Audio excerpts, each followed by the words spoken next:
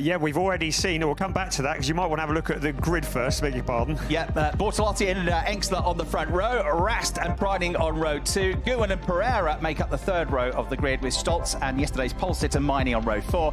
Then it's Ricardo Feller and Lucas Auer to complete the top 10. Kelvin van der Linde and his brother Sheldon back on the 6th row. Maro Engel 13th, third in the championship with Max Powell for company. Then it's Vermeulen and Tim, and then Wittmann and Schmidt on the penultimate row. And on the final row of the grid, Jack Aitken and Ben Durr.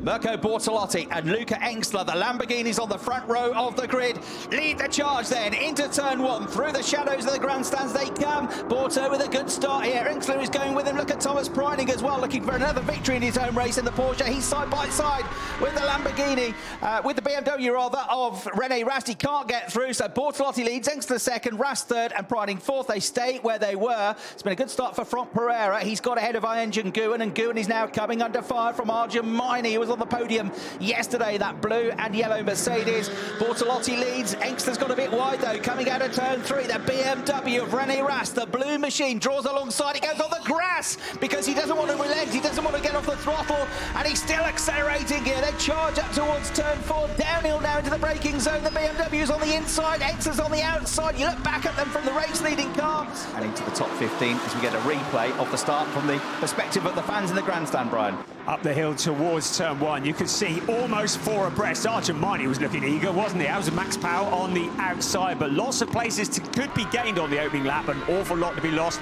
Thomas Priding, let's hear his team radio.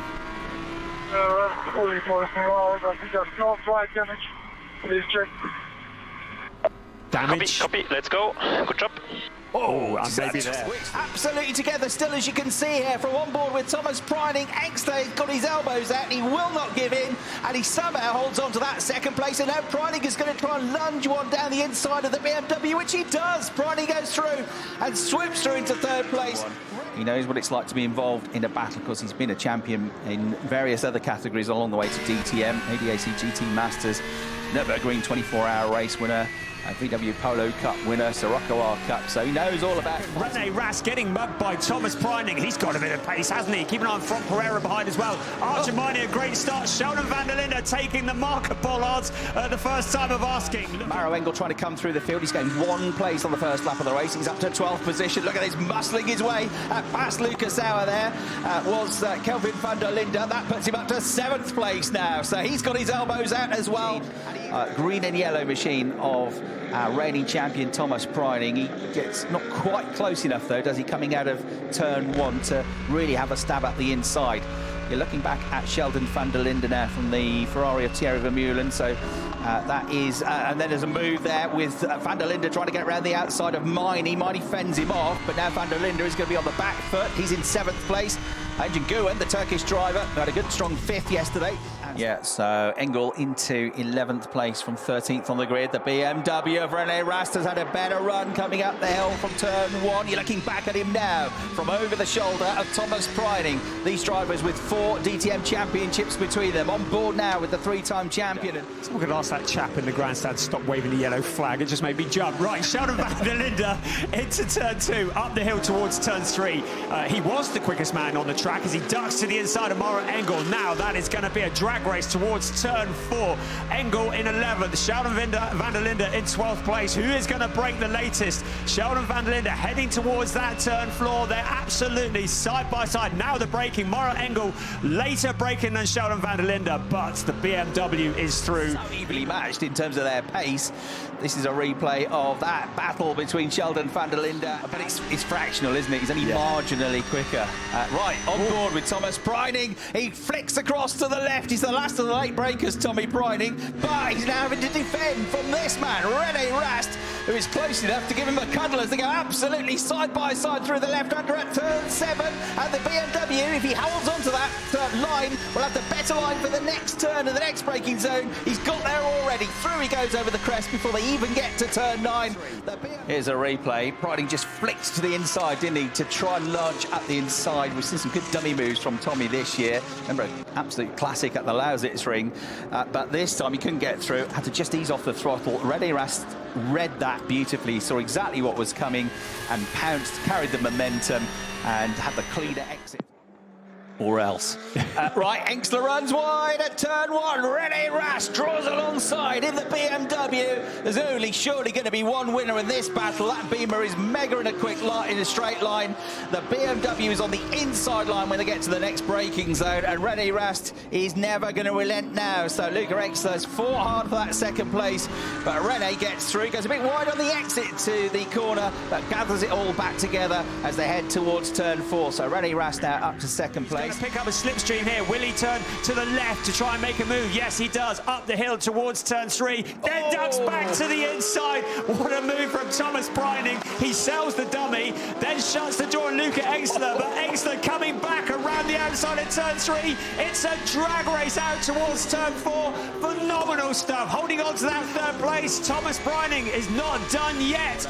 And it's so nearly last millisecond. He judges that to perfection. It's so easy to catch the back of the car you try to overtake.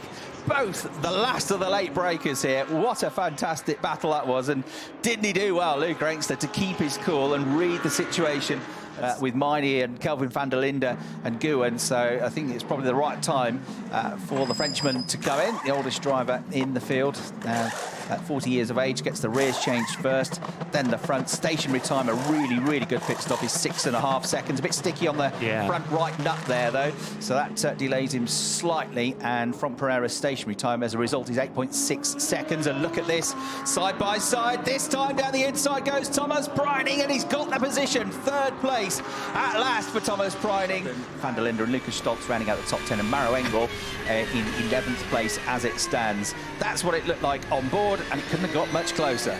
The other Ferrari has come in to make its pit stop now, so relatively early stops from Ilfrey. There he is, Thierry Vermeulen, having made his stop. They've been very good with their pit stops this year as well. So Kelvin van der Linde getting increasingly frustrated with the pace of the car that he's got, but Luca Engstler is slowing right down. He has got a bigger problem. The Lamborghini, the Grasser Racing Team car, pulls off the road at turn 3, and he's had no luck whatsoever this weekend, has he? So that looks like a technical problem after a great start to the race, a real battling performance. And he's in limp home mode now, I'm afraid. So bad luck to the very likeable, very rapid Luca Engstler. Let's get a replay. This is the moment with Guwen and van der Linde, isn't it? And yeah, it felt like he got caught out a bit there. He wasn't expecting the Audi to be quite that slow. He got a slide on, that's why on replay Kelvin just got a bit of a slide on. And it is Kelvin van der Linde, so both cars into the pits for the mandatory stop. So the rear tyres are done first, and then the front. The race leader just making his way out of turn 9. The gap between Bortolotti and Rast down to just 1.2 seconds. And a sad sight there as Luca Engstler's Lamborghini, which was battling oh so well, is pushed into the garage. So they're just about to come into your shot at the top of the screen. Here they come into turn 10, and they are nose to tail as well, effectively for the lead of the race. Net first, net second, Bortolotti and Preining, and René Rast is going to come out somewhere, maybe just in front, maybe just behind them after an excellent stop from him, and he's come out in front of them, but he's on cold tyres, and that gap, which looks mighty, will be down to a very minimal gap by the time they get to the end of the lap. Preining sees his chance here. If he can get past Bortolotti, then Rast is there for the taking as well. If ever Schubert Motorsport needed to do a quick pit stop, it was them. But now Thomas Preining to the inside of Mirko Bortolotti. That is for net second. But what a stop from Schubert Motorsport. Yeah, fantastic. Right, let's get some news down in the pit lane with Verena. Very good pit stop. And Kelvin van der Linde sees who just ahead of him. That's right, his big championship rival. If he can get past, he'll take points away from Bortolotti, and every point counts. So a fight now between the top 2 in the championship. They are a net 4th and a net 5th once you sort the pit stops out. And Maro Engel has come out in the mix as well. Look at this. First, second and third in the championship are all together nose to tail, but Maro Engel on cold tyres runs wide, and from Pereira splits up the fight for the time being. Lucas Stoltz as well. Now finally Sheldon van der Linde into the pits for his mandatory stop. It means everybody has stopped, and currently René Rast is heading up towards turn 10. So popped out in third place for now. He's going to be right up the order, but this next couple are going to come past him. Guwen's defending up the inside. Miney's trying the outside line. He gets boxed in the Porsche. Miney tries to squeeze in the gap. Look at this, 3 abreast, and there's contact between them. Porsche, Mercedes, BMW, one of them on the grass. You're on board with the Lamborghini and Bortolotti, absolutely together. 4 of them will not fit in into one, breathe in, hold tight, but don't close your eyes. Miney's going to get there first. Bortolotti's going to get ahead of both the BMW and the Porsche as well, and he's going to be followed by Kelvin van der Linde. He had the best seat in the house, did he? Look at this. This is it, on the grass. That's phenomenal, commitment, isn't it? I am not taking my foot off that accelerator. I don't care if I'm on the grass. Wow, what a battle that was. Lucas Stoltz in trouble. Looks like he is coming into retirement. That's a great shame. So he peels off into the garage, and it looks like his weekend is over. Yeah, and that's automatically then going to be the end of his championship chances, I'm afraid, because he'll be mathematically out of it now. Ooh, race control graphic, what's this? And then Lucas Auer and the Mercedes just behind as well. And out wide goes from Pereira. That's all the invitation that Engine Goer needs.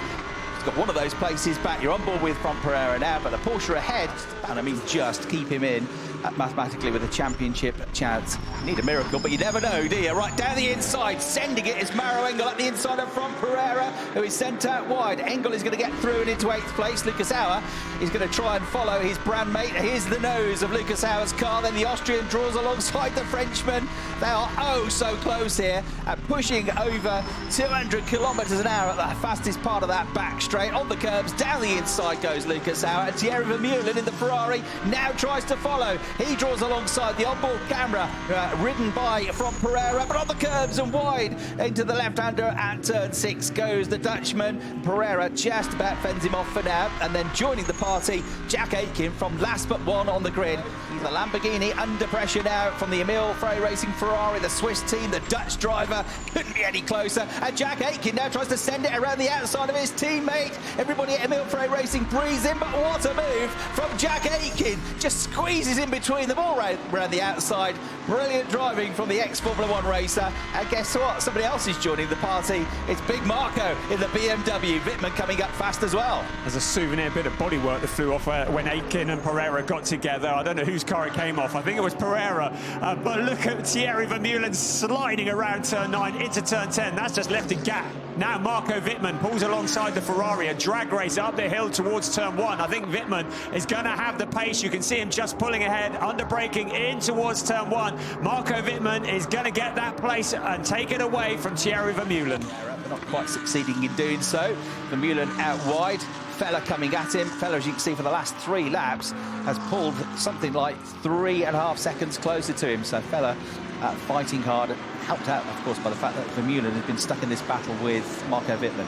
And Vermeulen needs to be careful with his defending. He's been given a warning about track limits on turn 9 and at turn 1. So he's got to have that in mind, because if he exceeds track limits too many times, he may get a penalty. Riccardo Fella looking very eager as he shadows the Ferrari into turn 9. Lucas Auer out wide. Looks like he's got a problem as well. The Mercedes is going slowly. He's going to try and peel back into the pit lane, I think, but clearly terminal issues for the number 22 car. He's actually missed the pit lane.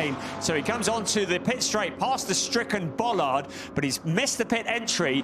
But clearly big issues for the number 22 Mercedes-AMG Team Man Filter Mercedes. And he's got a tyre down. That's what the problem is. Through the final 2 turns, he's about to become a 28-time winner in the DTM. He got his first win for BMW here last year. He won at the Norris Ring earlier this season, and he wins again. Rast wins from Briding. Yes, well done. Hard forward, slow in, maximum pickup, please. Olaf Mantai cheers and cheering everybody at HRT, because it's another podium for Arjun Maini. Bortolotti finishes 4th and outscores his championship rivals. Kelvin van der Linde with a strong drive to 5th place. Only one was ready for that. It was Thomas Briding. So he's got the head start, he's got the jump on them, but he's run out of bubbly now. So René Rast and Arjun Maini and our team representative retaliate. It's all getting a bit messy up there. It's a pretty cold day here, 11.8 degrees. And well done, Jack Aitken, 10th place from 19th on the grid. That was quite an effort.